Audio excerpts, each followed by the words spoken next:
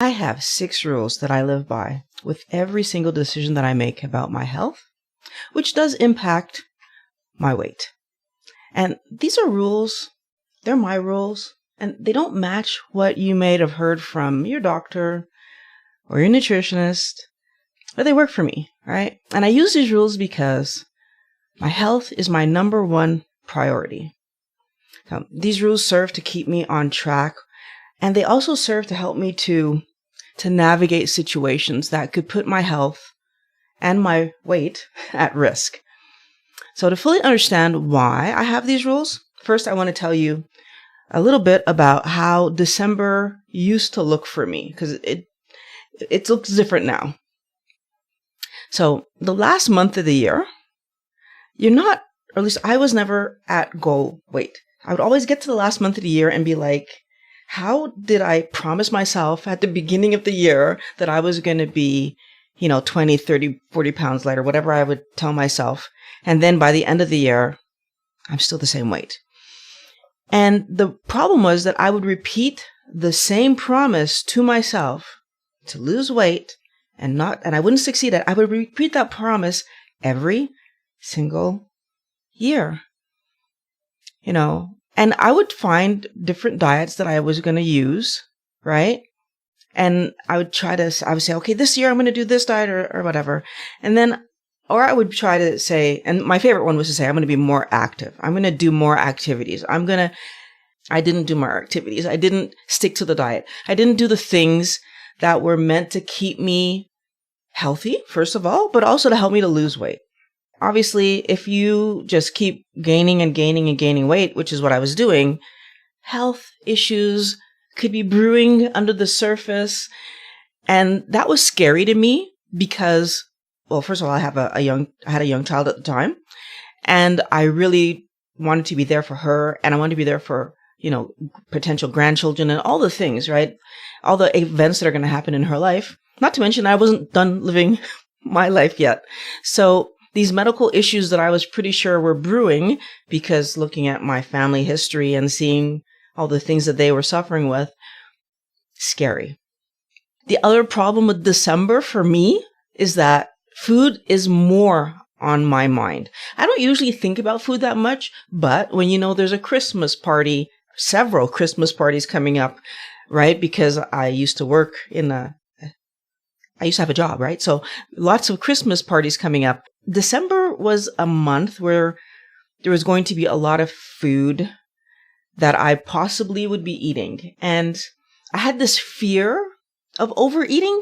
I don't know if you guys have that, but you kind of you want to have fun. You want to enjoy junk food like everybody else, but you don't want to overeat. And so, yeah, December became a month where it was on my mind. What I weighed, what I'm eating, like all these things were on my mind just because it was the holiday season. But I can't actually fully blame the holidays. If I back up a few months, as soon as it starts raining and getting cold, my activities become less enjoyable, right? Because first of all, I like to be on my longboard. My longboard wheels are not supposed to be in the rain, so right away that's not able to be done. But second of all, even something like riding my bike or going for a walk, I have to bring an umbrella, and I'm not going to ride my bike in the rain because my helmet has holes in it and my hair would get wet. So can I just point, and it's colder outside, so if I get wet, then it's going to be cold. So just the fact that November-ish, it starts to be not fun to do my activities. Again, December, November, I'm more thinking about food because I'm probably going to be eating more because I'm not outside as much, and problems. A lot of these activities I'm talking about are, well, they're free once you have the thing, right? I own my longboards, my bicycles, my rollerblades, my scooters. I own these things. I own shoes. So if I want to go for a walk or, even if we just want to go take a book, relax in the backyard in the sun and read, all of these things cost nothing, right? Well, nothing extra. And so the free activities are also going away at the end of the month. So at the end of the year, I should say. So we go into December, January now looking at, oh, I need to pay more money so that I can ski or go tubing with the kids or on my own. And can I just point out that skiing and tubing aren't around the corner? We have to drive an hour to get to them, which means now they're not things that we do every week. Well, no, they could be weekly, but they're not every things we do every few days. And so weekly, if I'm only looking forward to doing something once a week, how much fun am I really having? Do you see the problem that starts happening? Like all the fun things, right? And if I choose to do something indoor, that'll be closer to my home. It'll maybe take me 10 minutes to get there. So that's fine. So, things like going to the gym or indoor pool or some kind of other indoor sport, maybe working out if that's something that you like to do. I don't like to do that. Climbing. These are all things that you could do that are fun and absolutely close to the house. And so, yes, those are things that have been added to the list, right? But now we have other things that are really, really close by, like restaurants and movies and watching TV, watching YouTube. You end up spending a lot of your time I should talk about myself. Spending a lot of the time entertaining myself actually in my house, right? Watching movies or sitting down, because we would go out to the movies, but you're sitting down, right? So you're not moving as much as you're moving in the summer. And of course you need to eat. So going out for a meal is fun. So we do that. But you're not doing as much physical activity, stuff that makes you sweat, as you were doing in the summer. Well, even now, I've been feeling it, like the fact that I'm not outside as much. I feel like, like not as lubricated, let's say, because when you're moving around, you're moving your joints and you just feel good. And back then, when I had the extra 70 pounds on me, I really felt it. And so as November/December started happening, and back then I wasn't climbing, so I didn't have something yet on the weekend. I had to wait for snow to arrive. Snow doesn't arrive until January, like good snow, January-ish. So all of December, I was pretty much not doing much because I don't like the gym and I didn't have climbing yet. Honest Warrior, can I just point out that what we end up doing isn't good, right? So the problem is that although activities are only 20% of what you're going to weigh, right? So we know that food is 80%. Food. And so right away, I'm looking at December. I didn't know this at the time, but I know it today. Worried about my food. And I should have been super worried because that was actually 80%. I thought the activities was the reason that I wasn't going to be doing well. I thought, oh my goodness, I have nothing to do. I hate the gym. I'm going to end up gaining weight. But no, it was actually because I'm less happy. I have fewer activities. I'm just not happy with when I'm not doing stuff, I don't feel great, right? But think about yourself. Even if it's not physical activities, maybe you paint or maybe you just like going out and seeing friends, or like when you're not doing the thing that you love to do, maybe play music. It's not as happy. You're not enjoying yourself. And because for my life, the thing that I was doing the most always, and this is going back to when I was a little child, like in my, I don't think there was ever a time that I wasn't fighting my mom to get outside. Like it's always been a thing. So it's still a thing. I go for walks. Maybe I'll take my bike or I'll go, okay, so I'll do things that I find fun. Maybe for you, it's different. Maybe you're in the summer, you're gardening. Maybe in the summer, you're swimming. But we like the summer because first of all, it's toasty warm. But second of all, there's more things that are easy for us to do. Now, I don't want you to believe, and I'm not trying to give the impression that in the summer there aren't still problems, right? I'm still overweight in the summer, right? I passed through the entire year with this problem. So obviously in the summer, there's just different challenges. I'll touch that for a second. The bathing suits that I don't want to put on because I'm overweight and that makes me feel bad. And there's summer treats like fruit that a lot of people like fruit. I didn't have that as a problem, but what I had as a problem was popsicles and ice cream, right? What I had as a problem was barbecue, right? There's like nice sweet coverings on meats and stuff that people eat, especially ribs. So there's so many places where I look back at what I was doing and I can see the problem and why my weight was rising, right? Because our bodies, first of all, they're made to move. And I was doing that in the summer, but you have half the year where I wasn't doing that before. Well, it took me a little while to figure that part out, but half the year where you're not moving as much, and you have, for sure, in my case, November, December, and then don't forget at the tail end of the winter, you have April, May, sometimes even March, where you're not able to, skiing is not good, the snow's no good, but you haven't created the story where we can be outside. And so no bicycles in the snow, it doesn't make sense. There's too many problems.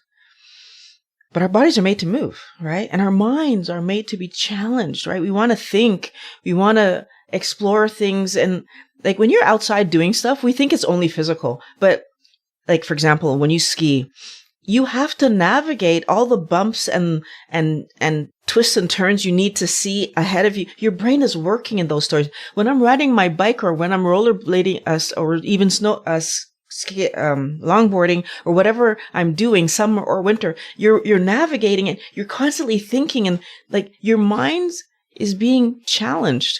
Now, people like to challenge their mind with painting and reading and all these other things too. And yes, when I do inside stuff, I do challenge myself that way. But it's really cool when you're doing them both at the same time. We like having fun and feeling good. We like it. It's something that we chase, wellness warrior.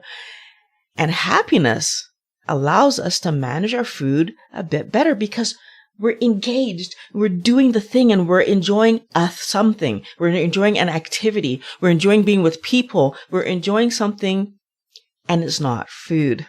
And we're enjoying it because we like it, right? We aren't just eating because we're bored. And yes, that's what we're talking about, right? Emotional eating. We're going to food because we don't have something to do, because winter is dark and long and cold and uncomfortable and boring for many of us. And I realized that I ate more junk food over the winter because, especially during the week, by the time I got home from work, it was dark. And, it's late, especially in the job that I had. So sometimes it was just enough time to grab my daughter from grandma's, get her home, do a little bit of something with her and get her to bed. And then it's dark outside and my evening is right. And I'm bored. And so it's so simple, but watching TV, so simple, eating something while I'm watching TV, even simpler. Add that little extra, right? But it wasn't helping my weight. It wasn't helping my health. It needed to stop. And it wasn't until, I would say, 6-ish years ago that I even figured out, that I even learned that it was actually the food that was 80%. So this has been new information for me, because I didn't know that. And if I didn't know it, I know there's lots of people out there that don't know it. So that's why we're talking about this today. Those fun foods that we eat, and we eat them because they make us feel good. And that's a reality, right? There's the physiological, they make me feel good. But there's a catch, because that thing that makes me feel good, that stimulates my brain and results in me overeating as well. So it makes me feel physiologically good. You're not making that up. It's not your imagination, but it also makes me overeat because in order for me to get that feeling, I need to eat more and I need to eat more and I need to eat more. And that's problematic because weight, right? And so when I started keto, I had withdrawal. And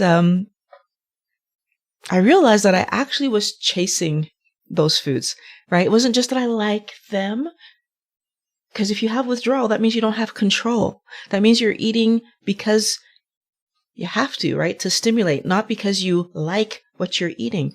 And sure, don't get me wrong. What I was eating tasted good, but that's not the point here, right? The point is, if I'm eating it because my brain is pushing me to go get it because I need to get that hit, that's not like. That's chasing. And we're out of control. I was out of control. Talk about myself. I was out of control. And so I needed to have rule number 1, which is I only eat healthy keto foods. All right. Once I learned that those foods were causing this problem, once I learned that food was causing me to be overweight, now I had to say, okay, moving forward, I only eat healthy keto foods. My keto journey only started after months of research, like months, because first of all, I couldn't believe, was shocked to learn that sugar could have been caused. Well, the reason I found keto was because I had a hip problem and I had an inflammation problem. I figured that part out after months. And then when I was trying to figure out how to solve so my keto journey started with a lot of research because there was so much information coming at me like crazy fast that didn't make sense. And I wanted to be sure what I was doing was going to make my health worse.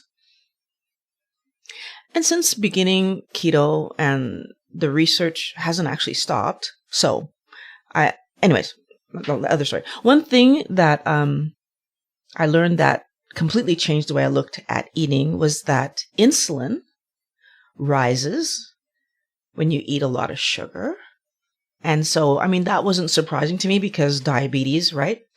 But what was surprising to me was that if you eat anything, insulin rises. So protein and fat also raise insulin. That was shocking to me because so a lot of the channels that I was watching to learn how to do keto were talking about how you can eat fat bombs, how you can eat, keto friendly cookies that were like no sugar or very low sugar, and you wouldn't have a problem. But then when I was doing more research and I realized that no matter what I eat, my insulin will rise. As if my insulin rises, and it rises enough, my body will go into fat storage mode. And had doctors like Dr. Ekberg talking about how because you're metabolically challenged, the problems that you're having, your insulin is not getting back to baseline. That's part of the reason that you're gaining weight in the first place. So your insulin is not getting back to baseline. Well, then if I'm constantly still eating, right, my insulin is going to keep rising. So all of a sudden I realized that if I keep eating these low carb fun things, right? If I keep eating snacks, then even though they're keto friendly foods, they're going to push my insulin to rise, and I'm still creating a problem for myself because I am metabolically damaged, obviously, because I'm 70 pounds overweight and that's like part of the definition, right? So I was still pushing myself towards diabetes. I was still causing problems for myself. So rule number 2 came about, that I only eat meals, right? Hungry, eat a meal. Hungry, eat a meal. That's how it works for me. Another thing that I learned was that most healthy adults with no metabolic issues whatsoever, right, can actually manage to be in a ketogenic state. 50 grams of carbs or less per day. Some of them even more than that, but keto is defined as 50. And most healthy people with no problem 50 grams of carbs and they're fine. So they don't need to do the 20, right? Like the rest of us, like the keto doctors say, you need to do 20, obviously, because usually when we're starting this process, we're starting it because we don't feel good. We're starting it because we're overweight. We're starting it because we have some kind of health problem. And so like, I often have people asking me the question, like if their kids should be keto. And I keep saying, I think our kids could be low carb and be fine because like low carb is like 125 because they're not damaged yet, right? At least most of them, I don't think, are damaged yet. So if I'm talking about kids now, like, under the age of like 12. If they were low carb, they'd be fine. I think. This is me guessing, not a doctor. So do your research. But I think my kids, if I could do it over, I would have just kept them low carb. Once you start having skin problems, once you start having weight problems, once you start having like internal damage, now you need to do that 50 or less, right? That's what I think. But even people who only have like minor things, like a little bit of skin issues or maybe a little bit of whatever, apparently 50 works for them. Well, let me tell you. You need to do 20 to let your body be in ketosis. That's what this whole keto diet is about, right? You want your body to be in ketosis because when it's in ketosis, that means that you're using fat for fuel. And your body, and it doesn't mean you never use carbs, by the way. Of course, we always use some carbs. We use both. But the primary fuel source becomes fat because that's what our body actually naturally wants to do. And what I figured out for myself, because I was, like 20 grams of carbs or less, right? That's what you're supposed to do. So I was eating right up to 20 and even sometimes going to 22 or 23 and still lost weight and still had, everything was going in the right direction. Until it wasn't, right? Until all of a sudden I realized that my typical meal that was bringing me up to the edge of 20, I was feeling my joint pains again. And eventually what I figured out was that my number isn't actually 20. It's 18 carbs a day, right? So again, how metabolically damaged was I that 18 wasn't my number? 20 wasn't my number. It was 18.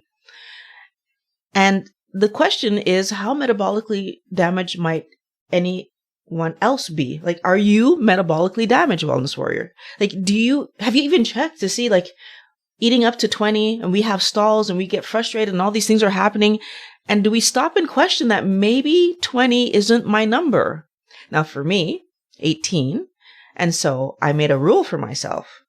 And you would think the rule would be, don't go past 18. That's not the rule because that rule didn't make sense to me. Here's my rule. Protein. So rule number 3, protein and fat are food. Vegetation is for fun. And if you have some veg, that's fine. It needs to stay under 100%. But if I don't have veg, that's even better, right? So in my rule book, vegetation is not food.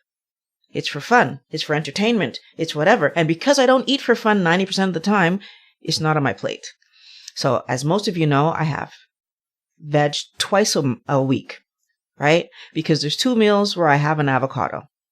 And that's just the way the meal has always been made. So I still make it that way. Every other place that I was having vegetation, I took it off my plate. It wasn't helping my body. It wasn't helping me. It doesn't give me anything I can't get anywhere else. Not interested. Since being on this keto journey that I'm on, I've noticed that every time I get upset, I want to have cashews. And in my history, it wasn't cashews, right? It would have been I want to have chocolate. Or in the beginning of my keto life, it was I want to have peanut butter cookies, right? It doesn't matter what the I want to have is. The question is, why is it that when I get upset, the first thought I have is eat something? And I'll tell you, to this day, I still have the thought. It's still there. It's like, oh, cashews would be good right now. These things aren't hard to get, right? I mean, as I'm driving to my office, I can pop into the store, grab some cashews, and it's so tricky and dangerous, and it's there, and it drives me crazy. And right? And how do I help myself to understand that's not the right thing to do, right? How is eating cashews helping my upset? That's the part that sucks. It kind of does, and then it messes with you. How does it help your upset? I said at the beginning of the video, or earlier, that when you eat these things, you feel better. Physically, you feel good, right? Because that little bit of sugar, and I know I say a little bit of sugar because to most people it's a little bit. To me, when I eat cashews, they taste sweet in my mouth. So to me, it's a lot of sugar. It does get me that brain reaction. It does make me feel better. I love it. Oh my goodness. And then what happens? My joints are hurting and I'm not happy. And maybe if I do it long enough, my weight's changing and problems. I'm causing internal damage because I'm eating more sugar than problems. This is not anything that anybody should do. When you have a hard day, avoidance is never the answer. And eating junk because I had a hard day, because I had a problem, an argument with someone, or whatever went wrong, isn't helping me, because it's just hurting my body, because I was upset for probably what would have been 20 minutes if I had just let it be upset. And I probably could have solved that thing if I really would have put my mind to solving that thing. So rule number four is I solve problems instead of self-soothing with food. Okay. And I'm lucky because I work for myself now, right? And that means that I can have lunch whenever I want. But what about supper? What about breakfast, right? With my family. So I don't eat breakfast, so I don't have breakfast with my family. And that was a decision I made years ago, right? So this is something that I've been doing before I ever touched a keto lifestyle. So that's fine. But let's talk about lunch and supper. Many people feel obligated to eat meals when they're not hungry, right? And because of conditioning, many of us feel hungry at certain times of day, even though our weight suggests that we might not need to eat that meal, that we could be fine if we skipped that meal, right? We have energy on us that we could be using. But no, we feel hungry and we eat, right? So we've been trained to eat at certain times in certain situations. We eat dessert because it's there, not because we're hungry. And again, all these extra meals and treats and snacks and all the things raise our insulin, sometimes spike it. When you're talking about desserts, snacks, and treats, spike our insulin and add unnecessary weight to us, right? We're heavier than we need to be. And in my case, because I haven't eaten breakfast for years, right? And because dropping lunch was easier because I'm at my office and it's my schedule, so I don't need to have lunch. It allowed me to eat the one meal I do eat, which is supper, with my family. So rule number 5 became I only eat when I'm hungry, because that's the best way to me to make sure that I'm not spiking insulin and or adding energy that will turn into fat unnecessarily. So let's go back to the part where we're talking about it's winter, right? That's how this conversation started. In the winter, the question is, what was I doing and what am I now doing with my spare time? Right? Boredom is a huge contributor to overeating. That emotional eating piece of the puzzle that we try to ignore. We try to say, it's fun to do these things. No, you're eating because you're bored, right? If you don't have a plan to entertain yourself, then you are planning to entertain yourself by overeating, Wellness Warrior. And I want you to think about, what are you doing to make sure that that's not the case? Because years ago, again, talk about myself, years ago, when the kids were younger, we were busy, keeping them busy, right? I still found time to overeat after they went to bed. But most of my day, I wasn't overeating as much as they get older, as they are off seeing friends and, entertaining themselves.